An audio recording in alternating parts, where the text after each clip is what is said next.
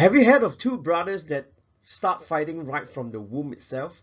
Well, today I'm going to share a very short story about Jacob and how he got his change of name and the significance of the change of name from Jacob to Israel. From Jacob to Israel. Are you ready? Great. Right from birth, Jacob was a grabber. The Bible says in Genesis 25:26, afterward his brother came forth with his hand, holding on to Esau's heel. So his name was called Jacob, and Isaac was 60 years old when she gave birth to them. So you can imagine, right from even the beginning of life, Jacob was a grabber. Way before we have this Grab and Uber, there was this original Jacob who was the original Grab many thousands of years ago. Now, next thing, what happened is that you need to know that Jacob, actually in Hebrew, is Yaakov. Is Yud, Ayin, Kof, and Beit. The root word for Yaakov is Akef, which comes from Strong's Hebrew 6119, with an Ayin, a Kof, and a Beit. Okay, so if you notice here, there's an Ayin, there's a Kof, and a Beit. Okay, that comes from Hebrews 6119. Okay, so keep this in mind. Jacob, Yaakov, comes from the root word Akef, which is Strong's Hebrew 6119. Now, what does Akef means? Akef means the heel, footprint, or the hind side. Okay, so remember this, Strong 6119, Akef means heel. Now, the other occasion you need to remember was one of those days when Esau came and he was hungry, and for a bowl of lentils, he sold his birthright to, and he sold his blessings to Jacob. So that was twice in a row. Yes, because in Genesis 27:36 it says, so Esau declared, is he not rightly named Jacob, the grabber? For he has cheated me, not once, but how many times? Twice. He took my birthright, and now he's taken my blessing. And he asked, haven't you saved a blessing for me? So you can see these two brothers, these two siblings, they are headed towards the road towards conflict and destruction. Now, one of those days came by. You know, sometimes this is life. You started off in life and you just want to take everything for yourself. You grab and you take more and you take more and you take more. You know, life is like that. It's very interesting. In my line of work, I've seen that a lot of people, you know, they love to take. And the more they take, the more they want. And the more they want, the stingier they become. And this is life. It's a very carnal, it's a very fleshy life. But you know what?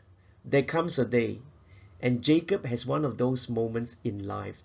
Genesis 28 recorded the first time, remember? When Jacob saw the ladder towards heaven, and he named the place Bethel. Beth for house, El for God, the house of God. That was the first time Jacob encountered God. But that was not the only time.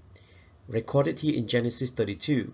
It says, what does it say? It says in Genesis 32 verse 24, and then Jacob wrestles with the man, or the Bible says the angel of the Lord. And he said to Jacob, your name is no longer called Yaakov or Jacob, but Israel. Now, what's the significance of this name change? That is the contention, that is the crux, that is the question that has been asked. What is the significance of the name Israel? Or in the original Hebrew Bible, it says Yisrael. In fact, this name is the name of the nation that is birthed in 1948 today. Why is it so significant? You need to understand Israel has these letters Yod, Shin, Resh, Ayin, and Lamed.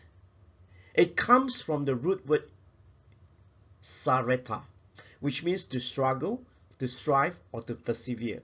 And it comes from Strong's Hebrew 8280, which is actually the root word is Sarah, Shin, Resh, Hey. Interesting? Now continue on. Now fast forward to Exodus 19, verse 5 and 6. Now if you obey me fully and keep my covenant, then out of all the nations you'll be my treasured possession. Although the whole earth is mine, you will be for me a kingdom of priests and a holy nation. These are the words you are to speak to the Israelites. The Israelites, the nation that is named after Jacob's new name, Israel, is to be a treasured possession of the Most High God. Israel, Yud, Shin, Resh, Aleph, Lamed, is to be the treasured possession, or the Am Segula. Segula is treasured, Am is possession or nation. Okay, so get this. This is very interesting. Jacob or Yaakov has moved from a heel grabber to a God struggler to being one who was holding, keeping, taking, grabbing, to one who becomes blessed legitimately by the Most High God. Wow. If you look at Jacob, originally his name is Yaakov. The root word is Akev, and it means heel, footprint, or hind part, from root 6119. But now God changed Yaakov's name to Israel, the struggler, the one who persevered, to strive, to struggle with God, and he persevered. But the story doesn't end there. The lesson that I'm trying to highlight today through the name change is Jacob, after his encounters with God at Bethel, at Peniel, at Genesis 28, at Genesis 32, and there's another encounter in Genesis 35, is that Jacob went on from being a grabber to a releaser, to one who can bless. After meeting God at Bethel in Genesis 28, and after struggling with God and asking God to bless him in Genesis 32, he could now face Esau, eyeball to eyeball. This is very interesting for many of you. You know, in Genesis 33:11, if I'm not mistaken, it says, it says here in Genesis 33:11, it says, please take my gift that is brought to you. You know, the word give is actually not give. The word give is blessing. The same blessing that Jacob took from Esau at childbirth. Now, Jacob, the repentant, the new Jacob, now named Israel, has to release that blessing back to Esau. This is very interesting. If you look at the original Hebrew, it says, Kana et berkati asher hubat lak. It says, take please my blessing that is brought to you. This word here, berkati, comes from 1293, which is barakah, which is. Now there's another lesson. This is a bonus lesson. This is the real kicker. Israel or Yisrael starts with Yud and ends with Lamed. Why is this so?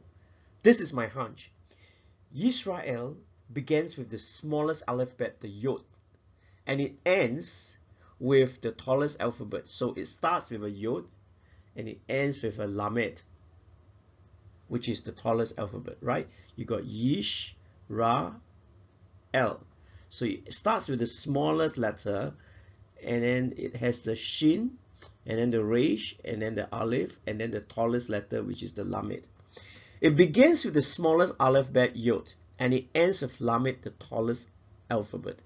This is to signify that we as a covenant people acknowledge his greatness and authority over our life, and acknowledge our smallest. In fact, the Bible is very clear. Jesus said in the New Testament, Yeshua says, he must increase and I must decrease. I think this is a lesson, that this is the kicker. This is the real deal. This is the real lesson that Jacob finally learned, that he must increase and I must decrease. In conclusion, here's what I want to say. Jacob's life taught us that life consists not just in taking, but giving. The Bible says it is much more blessed to give than to receive. Acts 20 verse 35. Through a series of encounters with the Most High God, Jacob began the process of sanctification, and that process of refining for all of us meant that we need to remove the dross. Just like Jacob, we must change from Jacob to Israel. The dross, so that only gold remains at the end. Truly, he must increase, as Christ says, as Yeshua says. And finally, my brothers and sisters, this is the real deal. We will all stand before God and be accountable for all our actions. 2 Corinthians chapter 5 verse 10.